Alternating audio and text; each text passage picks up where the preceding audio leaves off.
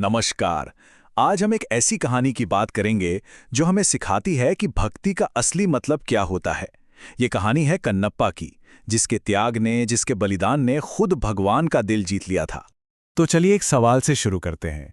जब किसी की श्रद्धा को, उसकी भक्ति को परखा जाता है, तो उसकी हद क्या हो सकती है? ये पूरी कहानी ना इसी एक सवाल के आसपास घूमती है, और इसका जवाब सच में हैरान करने वाला है।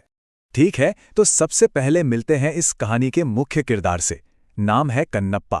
कन्नप्पा एक बहुत ही सीधा साधा शिकारी था। वो कोई पढ़ा लिखा नहीं था। उसे पूजा पाठ के नियम या शास्त्र कुछ भी नहीं पता था। लेकिन उसके दिल में भगवान शिव के लिए जो प्यार था वो एकदम सच्चा और निस्वार्थ था। अब कन्नप्पा की पूजा करने का तरीका देखिए, कितना अलग था। वो कोई मंत्र नहीं जानता था। जंगल में जो भी साधारण फल फूल मिल जाते वही भगवान को चढ़ा देता। और सबसे अनोखी बात, वो शिवलिंग का अभिषेक करने के लिए नदी से अपने मुंह में पानी भरकर लाता था।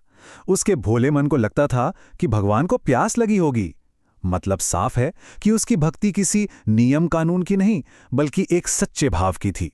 तो कहानी में आगे क्या होता है?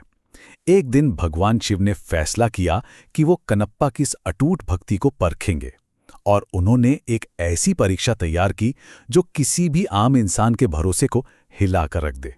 उस दिन जब कन्नप्पा रोज की तरह पूजा के लिए मंदिर पहुंचा, तो वहां जो उसने देखा उसे देखकर उसके तो होश ही उड़ गए। शिवलिंग की एक आंख से खून की धार बह रही थी। अपने भगवान को इस हालत में देखकर वो घबरा गया, बहुत ज्यादा दुखी हो गया।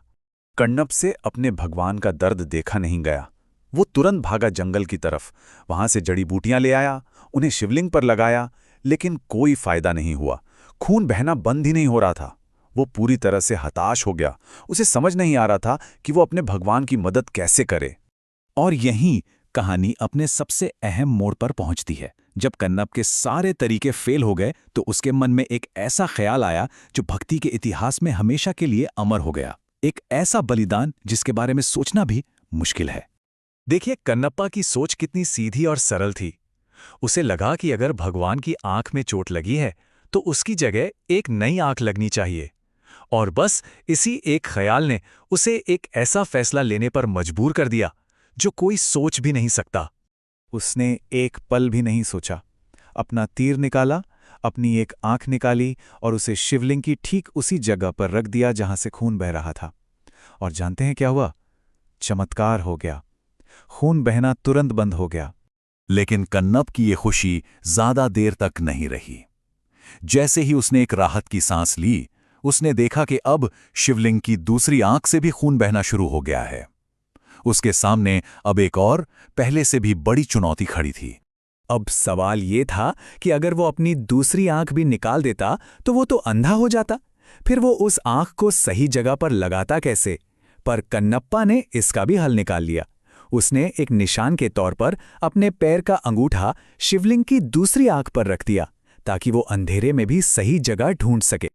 और जैसे ही कन्नप्पा अपनी दूसरी आंख निकालने के लिए तीर उठाने ही वाला था कि एक चमत्कार हुआ। उसकी परीक्षा अब खत्म हो चुकी थी और उसकी भक्ति जीत गई थी। ठीक उसी पल स्वयं भगवान शिव वहां प्रकट हुए। उन्होंने कन्नप का हाथ पकड़कर उसे रोक दिया। कन्नप की भक्ति और उसके बलिदान ने साक्षात भगवान को उसके सामने आने पर मजबूर कर दिया था। भगवान शिव ने कन्नप्पा को गले लगाया और कहा कि उसकी भक्ति सबसे ऊपर है। उन्होंने कन्नप्पा की दोनों आंखें ठीक कर दी और उसे हमेशा हमेशा के लिए अपने पास, अपने धाम में जगह देने का वरदान दिया। तो फिर इस पूरी कहानी का मतलब क्या है? ये हमें श्रद्धा और विश्वास के बारे में क्या सिखाती है? चलिए देखते हैं कि इससे हम क्या सीख सकते हैं। तो देखिए, ये कहानी हमें साफ साफ बताती है कि सच्ची भक्ति के लिए दिखावे की या महंगे तोहफों की या फिर बड़े बड़े मंत्रों की जरूरत नहीं होती। असल में जरूरत होती है एक सच्चे दिल की, एक साफ इरादे की और बिना किसी स्वार्थ के प्रेम की। कन्नप्पा के पास बस यही था और वही काफी था। और आखिर में ये कहानी हमें एक सवाल के साथ छोड़ जाती है।